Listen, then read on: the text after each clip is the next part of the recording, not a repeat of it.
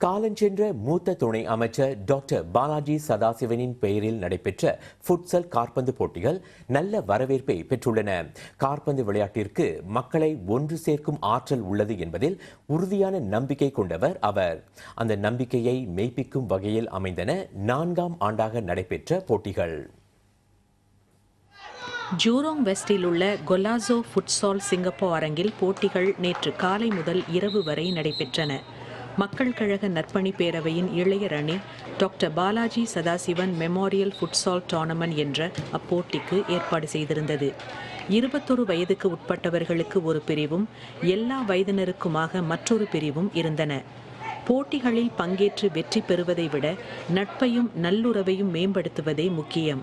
இரு பிரிவுகளிலும் வெற்றி பெற்ற அணிகளின் விளையாட்டாளர்கள் சொன்ன ஒருமித்த கருத்து இது. இந்த போட்டியில் ஜெயிக்கிற மட்டும் முக்கியம் இல்லை, ஃப்ரெண்ட்ஷிப் பில்ட் பண்ணுறது அதோட முக்கியம். அதுதான் எனக்கு மெயின் திங் நான் நினைக்கிறேன். ஏன்னா சொந்த டீமேக்குள்ளேயாச்சு சில சண்டை வரும், ஆனால் அது எப்படி நம்ம ஓவர் கம் பண்ணி எப்படி அது நார்மலாக வாழலான்னு பிளான் பண்ணுவோம். திருப்பியும் என் டீம் பிளேஸ் எல்லோரும் ரொம்ப எக்ஸ்பீரியன்ஸ். ஸோ நான் கொஞ்சம் வயசு கொஞ்சம் குறைவாக இருக்கலாம், கொஞ்சம் ரொம்ப கற்றுக்கிட்டேன். எல்லாம் எப்படி விளாடணும், எப்படி எல்லோரும் பேசி விளாடணும், அந்த மாதிரி. சென்ற போட்டிகளை காட்டிலும் இந்த ஆண்டு போட்டிகளுக்கு நல்ல வரவேற்பு கிடைத்தது. போன வருடம் விட இந்த வருடம் நிறைய குழுக்கள் சேர்ந்தாங்க.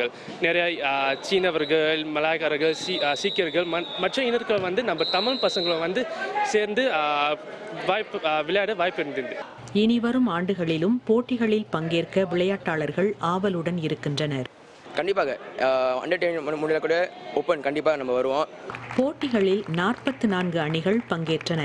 சிறப்பு விருந்தினராக கலந்து கொண்ட டாக்டர் பாலாஜியின் மனைவி டாக்டர் மா ஸ்வான் ஹூ வெற்றி பெற்ற அணிகளுக்கு பதக்கங்களை வழங்கினார்.